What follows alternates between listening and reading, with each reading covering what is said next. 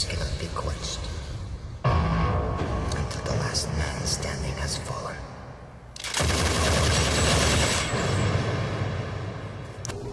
That's right, today we're doing Infinity Ward's sequel to the Game of the Year, and this game also got Game of the Year, Modern Warfare 2. A lot of people have been telling me this is the best game ever made, so let's find out if this really is a perfect game or if it's just fanboy propaganda. Starting off, Modern Warfare 2 has 3 different kinds of gameplay. It's single player, which is the single player campaign, multiplayer, which is online play with your friends against other people, and then Spec Ops. Spec Ops can be 1 player or 2 player, and it's a series of different challenges and goals that you and another player, or you by yourself if you really want to challenge, must complete. There are 2 Spec Ops that actually require 2 people, and they are the most enjoyable. One allowing one person on the ground and the other inside of a chopper gunner with explosive ammunition, the other person on the ground and the other player inside of an AC-130 providing air support from the top. These missions are different because if you are playing 2-player and 1 player is downed, then the other player can come and revive them. With these 2 missions, if the player on the ground falls, it's game over. Oh well, let's start with the single player. The single player's campaign, in relevance to the rest of the game, has good length. It's not too short, it's not too long. If a game is too long, then you just feel repetitive and feel like you're dragging out the inevitable. If it's too short, then it feels like that there just wasn't enough there, hence to being too short. But this game provided a good length with plenty of levels and plenty of challenge. Unfortunately, though, there was a little too much character switching, which links in with you never really get attached to any of your characters, because every mission you're switching between someone new. In some cases, you're trying to figure out who you're actually playing as this mission. It does have a diverse and in-depth storyline, though. The campaign itself is very well put together. It links well with the first game and takes place about 2 years after the end of the first game. Through the gameplay, you actually do find out what happened to everybody, what happened to Sergeant Soap, yada yada yada. You figure all this stuff out and it explains it well. The great graphics, definitely. I mean, I have to give it a plus mark for that. The graphics are just unbelievable. Since it is a first-person shooter game, I can't really dock points for it being linear. There's not much exploration, there's not much really that you can change through different playthroughs. But that's not what they were going for with this, and they still made a great campaign. The campaign is by far one of the best parts of this game.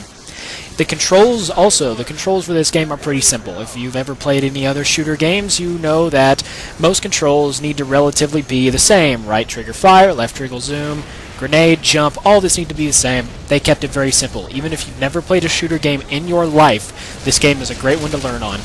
The single-player campaign does have relatively moderate replay value.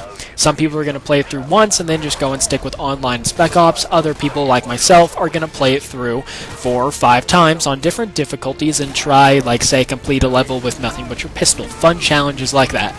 And single-player provides entertainment. But the story really never changes, but that can't be docked for a shooter game. The single player is pretty straightforward. I can't do too much review on that. If you've ever played it, then you know it. The multiplayer, on the other hand, it, as far as people are saying, is unbelievable. Best online multiplayer ever. I have to disagree with that fact, but that doesn't mean it's terrible. There are a lot of weapon customizations. Lots of different weapons as well. I mean, you can add up to 2 attachments to your guns if you're using different perks. You have fun kill streak rewards that you can unlock as you level up, assigned to different kill streaks, assigned different leveling setups. All the guns, the custom classes, it's all still there, and it's improved drastically from the first one. Unfortunately, in the terms of Call of Duty, they were trying to go for more of a realistic handling, trying to make modern weapons feel modern. They failed in that terribly.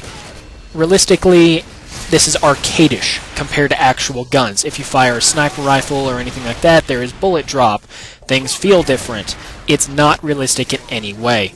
That being said, it is still a video game, but the good leveling system for this is pretty straightforward. I mean, you unlock weapons because of their power at levels that you should.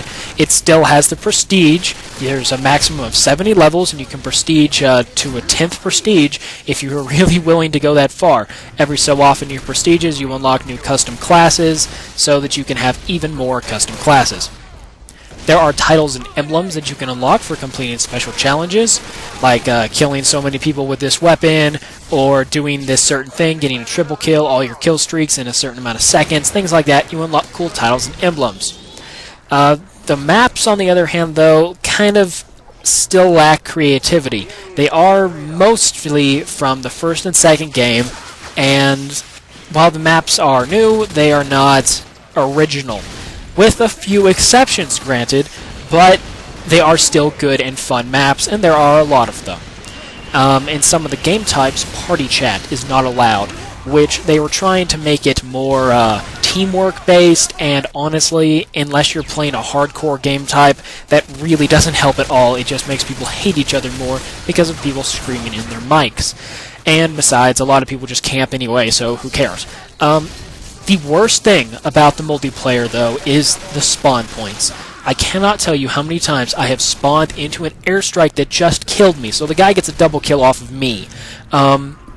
I've spawned right in front of where enemies are and just been gunned down immediately. Since I'm not spawning on my squad or anything like that, it's just picking the spawn point for me. It really is the game's fault. Last but certainly not least is, in my opinion, the best part of this game, Spec Ops.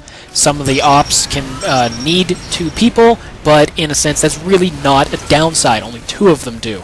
I'm hoping for a DLC later that brings out more Spec Ops, because this is just fantastic. There really is no Spec Op that gets boring. Some of them get frustrating, but you don't have to do them again if you don't want to. Some of the you can play this 2-player, which is great, because this game lacked the co-op ability in the campaign, so they instead incorporated this. You have to invite a friend. You cannot actually search for someone, which is something I would have liked, but no matter. This can be kind of a fail in a sense if you don't have people or don't have friends that have this game, which if you have an Xbox and you don't have friends that have this game, then you need to go get more friends, because everyone has this game. It has levels from Modern Warfare 1, the campaign, and incorporated into some of its challenges. Like the Gillies in the Mist level is actually a sniper challenge where you are supposed to sneak through the level, but you do it in reverse. It's fun because they brought it back from the first one with upped graphics and everything, of course. Every single one of them, for at least someone out there, has very high replay value. All of the Spec Ops are fun. Okay, maybe not all. There are 1 or 2 that I seriously have had so much trouble with and have had to redo so many times to beat them on the veteran difficulty, I probably will never touch them again. But it is still fun. From the AC-130 point of view, since they didn't have it in the campaign this time, we do finally get to use an AC-130 again. If you're looking at it from the top or from the bottom, you may recognize the level from Modern Warfare 1. Fun level? Even better now. Depending on the challenge, and well, of course, both players can set their difficulty to a different difficulty. But you can only be rewarded the stars from the lower difficulty. If you're going for 3 stars, you have to play it on veteran difficulty, with a few exceptions like the race levels. If one person is playing on regular and the other person is playing on veteran, then you can only get the number of stars for the veteran difficulty. In some cases, like the AC-131, depending on your difficulty, depends on how far the person on the ground actually has to travel. If the AC-130 person sets theirs to veteran and the person on the ground sets theirs to regular, you can only be awarded the 1 star for the regular difficulty beat, but you can go all the way to the end as if you were playing on veteran, instead of it ending the mission a quarter of the way through or something. So let's recap. Single player with a good length, good challenges, good diversity. The single player is fun and entertaining. The single player gets near top marks. Multiplayer is a little weaker than we had expected it to be, but it is still fun with lots of different ways you can play the game. Unfortunately, camping seems to be the majority. Spec Ops is the best part of this game.